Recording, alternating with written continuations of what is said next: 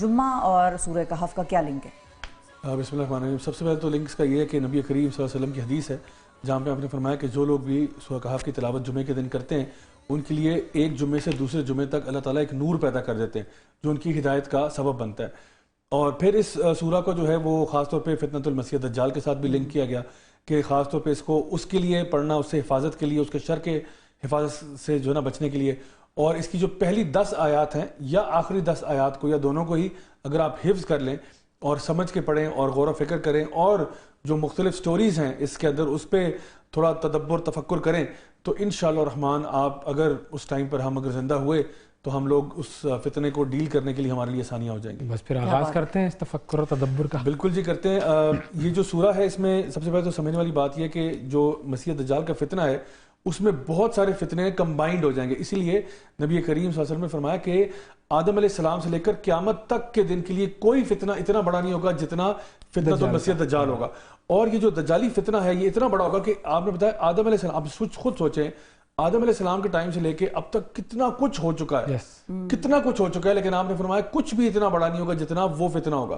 اب اس میں مال کا فتنہ ہوگا، ایمان کا فتنہ ہوگا، طاقت کا فتنہ، علم کا فتنہ، LGBT والا، حضرت لوط علیہ السلام والا، یہ سب کمبائنڈ ہوں گے. یہ سب کمبائنڈ ہوں گے. تو اس میں جو سب سے پہلے ہمیں سٹوری ملتی ہے وہ ہے اصحاب کہف کی، جس کے اوپر سورہ کا نام بھی ہے.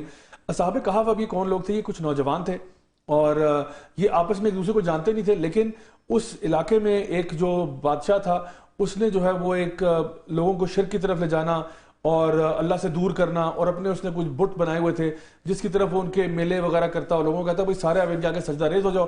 اب یہ نوجوان بھی اس میلے کے اوپر آئے ہوئے تھے لیکن ان کو لگا کہ یہ جو ہمارے ماں باپ کر رہے ہیں، جو ہمارے فیملی والے کر رہے ہیں، یار یہ ٹھیک بات نہیں ہے، یہ کچھ غلط ہو رہا ہے. یہ حالانکہ ایک اللہ کی تو عبادت یعنی مخلصین لہ الدین حنفاء، اللہ کی تو خالص عبادت ہونی چاہیے، یہ کیا معاملہ چل رہا ہے؟ تو وہ سارے پھر آپس میں بات چیت شروع ہوئی. تو انہوں نے کہا کہ بھائی ہم تو اس کے اندر انوالو نہیں ہو سکتے.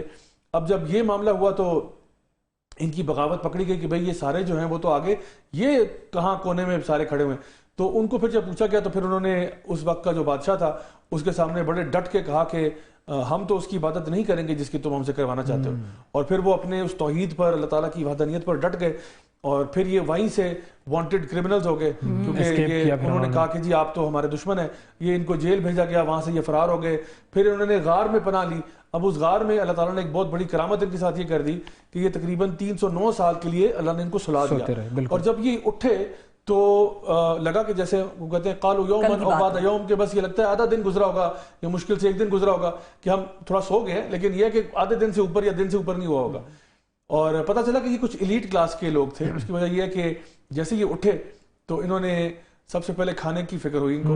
یعنی دیکھیں نا ابھی تو وانٹڈ کرمنلز ہیں نا، پوری ان کے پیچھے تو وہ اسٹیٹ کی مشینری پڑی ہوئی ہے، لیکن انہوں نے کہا کہ بھائی باتیں اپنی جگہ پہ لیکن کھانا ہونا چاہیے. اور کھانا بھی صرف حلال کھانا نہیں، یعنی الفاظ ہے ازکا طعامن، یعنی بہت ہی ریفائنڈ کھانا ہمیں کسی 5 اسٹار ہوٹل والا دینا، مطلب ایک حلال بیسک کھانا جو ہوتا ہے وہ نہیں، ہمیں کھانا ٹھیک ہے ہم وانٹڈ ہے لیکن کھانا تو اچھا ہونا چاہیے. تو اس کے لیے پھر ایک کو روانہ کیا کہ بھی جا کے جیسا کھانا لے کے آؤ، لیکن پکڑے نہ جانا. وہ بہرحال وہاں پہ گیا. آپ سوچے 300 سال بعد کی جگہ آ رہی ہے، نہ وہ کرنسی، نہ وہ لباس، نہ وہ رہن سہن.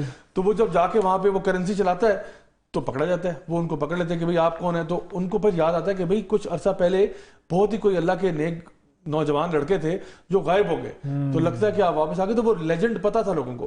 پھر وہاں سے ان کا معاملہ ہے. تو یہ جو سٹوری ہے یہ بتاتی ہے کہ اللہ تعالیٰ جس کو رکھے اس کو کون چکھے.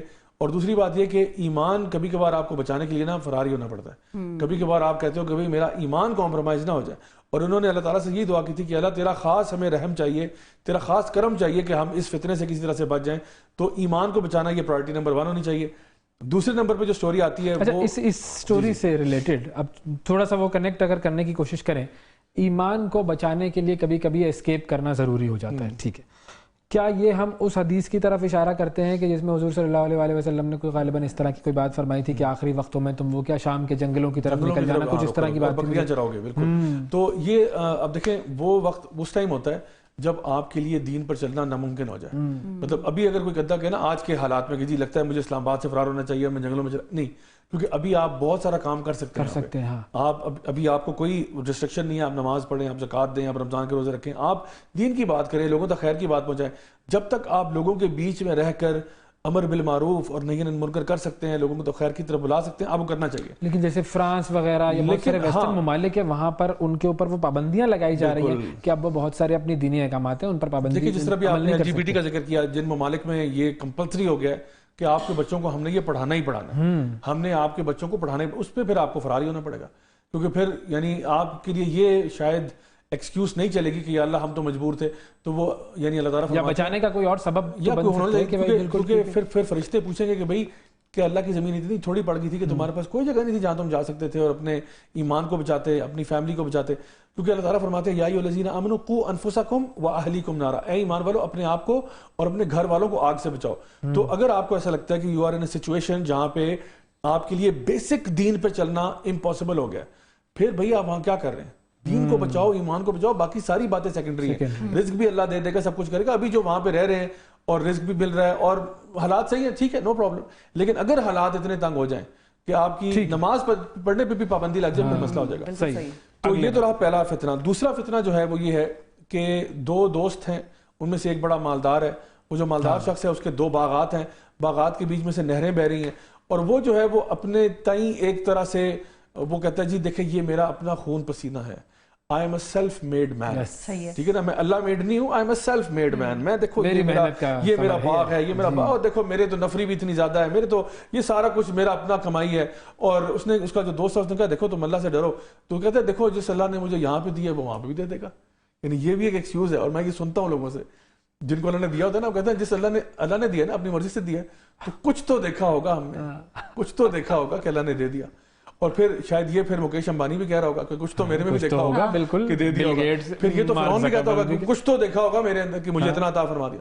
تو دیکھیں مال کا ہونا جو ہے, مال کا ہونا یہ اس بات کی گارنٹی نہیں ہے یا اس بات کی دلیل نہیں ہے کہ اللہ آپ سے محبت کرتا ہے. مال تو بڑے بڑے سرکشوں کو اللہ تعالیٰ نے مال دیا ہوا ہے, تو یہ دلیل نہیں ہے. دلیل یہ ہے کہ آپ کے اندر کوئی ایمان نام کی شے ہے یا نہیں ہے. تو اس کو جب یہ کہا گیا, اس نے کہا, اس نے جو ہے تکبر کیا, غرور کیا. اس کے دوست نے کہا کاش تم کہہ دیتے ماشاء اللہ لا قوت الا باللہ جب تم نے اپنے اس باغ کو دیکھا تھا, یا الحمدللہ کہتے. تو اس نے انکار کیا. اب ہوا یہ کہ وہ دیکھتے دیکھتے اس کا سارا باغ تباہ ہو گیا اور ملیا میٹ ہو گیا. اور پھر وہ اللہ سے دعا کرتا رہا کہ کاش کہ یا رب میں نے تیرے ساتھ شرک نہ کیا ہوتا. یعنی کہ اس نے اپنے نفس کو نا اللہ کے ساتھ خدا بنا دیا تھا. تو یہ جو مال کا فتنہ نا, اگر آپ آج مال سے امپریس ہو رہے ہیں تو جب دجال آئے گا تو پھر تو آپ بہت ہی امپریس ہوں گے, کیونکہ وہ جو مال لے کے آئے گا وہ تو سارے زمین کے خزانے اگل کے لے آئے گا. تو پھر آپ کہاں جائیں گے؟ تو اس لیے آج اپنے آپ کو نا رائٹ پرائرٹیز رکھنا یہ بہت ضروری ہے. یہ ہمارے سیکنڈ فتنہ. اب ہم نے 2 رولز ایک طریقے سے اخذ کیے اس سے. ایک کہ کبھی ایمان بچانا سب سے ضروری عمل ہے, جب ایمان پر آپ نہ قائم رہ سکیں تو اس جگہ کو چھوڑ دینا اچھا. اور دوسرا یہ کہ مال کے فتنے میں گرفتار نہیں ہونا, جس کے بارے میں وہ حدیث ہے کہ میری امت کا سب سے بڑا فتنہ تو مال ہے. بالکل. دیکھیں مال آپ کے ہاتھ میں رہنا صحیح ہے, دل میں نہ آئے. ہاں ہاتھ میں کروڑوں رکھیں, آپ اربوں رکھ لیں, کوئی مسئلہ نہیں, دل میں نہ ڈالیں, اس کو جگہ دیں. دل میں اللہ کی محبت ہونی چاہیے. تو دجال کے فتنے میں حدیث میں آتا ہے کہ اگر تم اس ٹائم پہ زندہ ہو فرار ہو جاؤ وہاں سے, کیونکہ دجال ایسا بھی شخص آئے گا جس کو لگے گا کہ میں ایمان میں بڑا پکا ہوں, اور وہ دجال کو فیس کرے گا, لیکن دجال اس کو بھی جو ہے نا کفر میں لے جائے گا. تو اس لیے ایمان کو بچائیں اور فرار ہو, یہ پہلا سٹیپ ہے. دوسرا سٹیپ یہ ہے کہ اپنے آپ کو یہ جو مال و متاع ہے اس سے امپریس ہونے کی ضرورت نہیں ہے, لوگوں کے کیریکٹر سے امپریس ہو, نہ کہ ان کے مال سے. تیسری چیز جو آتی ہے وہ ہمارے پاس سٹوری ہے موسیٰ اور خضر علیہ السلام. بالکل. اور یہ ہے علم کا فتنہ. اور علم کا فتنہ یہ بڑی ایک انٹرسٹنگ ترین سٹوری ہے. اب یہ سٹوری جو ہے نا آپ دیکھیں کہ موسیٰ علیہ السلام اللہ کے نبی ہیں, رسول ہیں, اور ان کے پاس وحی آ رہی ہے, کلیم اللہ ہے, اللہ کی طرف سے وحی آ رہی ہے. اور یہ کہہ سکتے ہیں آپ کہ سب سے زیادہ نالجبل شخص دنیا میں وہی تھے, ٹھیک ہے نا, کیونکہ ان کے پاس تو ڈائریکٹ ریولیشن آ رہی ہے نا, اس سے بڑا علم کیا ہوگا. تو ان سے اللہ نے جب پوچھا کہ موسیٰ سب سے زیادہ علم کس کے پاس ہے, تو آپ نے اپنی نالج کے بیس پہ کہا کہ میرے پاس ہی ہے, کیونکہ ظاہری بات ہے اور تو کسی کے پاس تو وہی آ نہیں رہی اس ٹائم پہ. تو اللہ نے کہا نہیں موسیٰ کوئی اور بھی ہے, اور وہ بھی ایک میرا کہہ لیں آفیسر آن اسپیشل ڈیوٹی ہے خضر, اس کے پاس تم جاؤ اور اس سے کچھ سیکھو. تو موسیٰ علیہ السلام تکبر نہیں تھا, یہ نہیں کہا کہ نہیں میں کیوں سیکھوں, اسے کہ میرے پاس آئے, ایسا نہیں, میں خود جاؤں گا سیکھنے کے لیے, اس کے پاس علم ہے میں خود جاؤں گا. آپ روانہ ہوئے اپنے جو خادم ہے یوشع بن نون کو لے کر وہاں سے روانہ ہوئے, اور ایک خاص جگہ پر پہنچے, خضر علیہ السلام ملے. تو خضر علیہ السلام جو تھے وہ کیونکہ اسپیشل ڈیوٹی پہ تھے, تو ان کا یہ امر بالمعروف اور نہی عن المنکر والا کام نہیں تھا. ان کا کام تھا کہ اللہ کی طرف سے دیے ہوئے کچھ آرڈرز ہیں ان کو ایگزیکیوٹ کرنا ہے بس. موسیٰ علیہ السلام اللہ کے نبی رسول ہے, ان کا کام ہے نیکی کا حکم دینا, برائی سے روکنا. تو ان کا کام ہے کچھ ایگزیکیوشنز کرنی ہے, کچھ کام ایگزیکیوٹ کرنے ہیں. تو انہوں نے پہلے ہی کہہ دیا کہ موسیٰ میں کچھ ایسے کام کروں گا, اللہ کی مرضی سے کروں گا, اللہ کے حکم سے کروں گا جو تمہیں سمجھ میں نہیں آئیں گے. لیکن برائے مہربانی صبر کرنا, سوال نہ کرنا جب تک میں تمہیں خود نہ بتاؤں. تو اعتراض کرنے کی ضرورت نہیں جب تک میں نہیں بتاؤں گا. تو موسیٰ علیہ السلام نے کہا انشاءاللہ آپ مجھے صبر کرنے والا پائیں گے. خیر بارہ روانہ ہوئے تو آگے کشتی میں سوار ہوئے, ایک دریا کراس کرنا تھا. وہ کشتی جو تھی کچھ لوگوں کی تھی. آپ نے کیا کیا, خضر علیہ السلام نے اس کا ایک پھٹا توڑ دیا. اچھا وہ موسیٰ علیہ السلام نے ان کو ٹوکا کہ بھئی انہوں نے آپ کے ساتھ نیکی کی, آپ نے پھٹا توڑ دیا کشتی کا. تو پھر انہوں نے کہا کہ جی پہلی وارننگ آپ کو میں دے رہا ہوں, آپ کو میں نے پہلے ہی کہا تھا کہ آپ صبر نہیں کر پائیں گے, لیکن آپ نے سوال کیا. تو انہوں نے کہا نہیں جی آئی اپولوجائز, غلطی ہوگی, آئندہ سوال نہیں کروں گا. اب جب کنارے پہ پہنچے, وہاں پہ ایک نوجوان لڑکا کھیل رہا تھا, اس کو خضر علیہ السلام نے قتل کر دیا, مار دیا. اب موسیٰ علیہ السلام نے کہا بھئی پہلے والی بات تو اپنی جگہ, یہ تو کنفرم غلط کام کیا آپ نے, قتل کر دیا کسی کا. تو انہوں نے کہا موسیٰ میں تمہیں پہلے ہی بولا تھا تم میرے ساتھ صبر نہیں کر پاؤ گے, جو میں کر رہا ہوں اللہ کے حکم سے کر رہا ہوں. انہوں نے کہا اچھا ٹھیک ہے سوری, اب میں نہیں دوبارہ سوال کروں گا. آگے گاؤں میں پہنچے. اب وہاں پہنچے تو لوگوں سے کہا بھی ہم مسافر ہیں, بڑے دور سے سفر کیا ہے, صبح سے بھوکے ہیں, کچھ اگر کھانے پینے کی چیز مل جائے. لوگوں نے دھتکار دیا نکل جاؤ, بڑے لالچی لوگ تھے, بڑے کنجوس لوگ تھے, نکال دیا وہاں سے باہر. باہر جاتے ہوئے خضر علیہ السلام نے دیکھا کہ ان کی وہی گاؤں کی ایک دیوار ٹوٹ رہی ہے. آپ نے اس دیوار کو بغیر معاوضے کے بلڈ کر دیا دوبارہ سے. موسیٰ علیہ السلام سارا تماشا دیکھ رہے ہیں, اور جب ویٹ کرتے رہے آخر کار جب دیوار بن گئی تو پھر مجبور تھے نا, کیونکہ امر بالمعروف نہی عن منکر تو کریں گے, وہ تو یعنی اللہ کے نبی کا کام ہے, تو ان کا تو کام ہی ہے, وہ تو ایسے کرتے. تو انہوں نے یعنی وہ نا ہمارے پرسپیکٹو سے چیزوں کو دیکھ رہے ہیں, کیونکہ ہمارا بھی یہ کام ہے امر بالمعروف نظر آ رہا ہے اس کے حوالے سے. تو انہوں نے کہا بھی انہوں نے آپ کو دھتکارا, آپ کو باہر نکالا, آپ نے ان کے ساتھ یہ کیا, آپ ان کو معاوضہ ہی مانگ لیتے کہ تھوڑے پیسے دے دو. تو انہوں نے کہا موسیٰ قال ھذا فراق بینی و بینک, اب ہمارے علیحدہ ہونے کا وقت آ گیا, تم اپنی جگہ جاؤ, میں اپنی جگہ. تمہیں میں نے 3 چانس دیے تھے, تم نے بات نہیں سنی, اب میں تمہیں بتاتا ہوں کیا ہوا تھا. وہ جو کشتی میں نے توڑی تھی اس کی وجہ یہ تھی کہ اس علاقے کا جو حکمران ہے, بادشاہ ہے, وہ ساری ثابت سالم کشتیاں جو ہے وہ ہڑپ کر جاتا ہے, اور اوپر سے جو لوگ ہیں ان کو بھی اپنا غلام بنا لیتا ہے. تو میں نے ایک پھٹا توڑا, اس سے کشتی بھی بچ گئی, اور وہ جو لوگ تھے اور بورڈ وہ بھی سارے بچ گئے.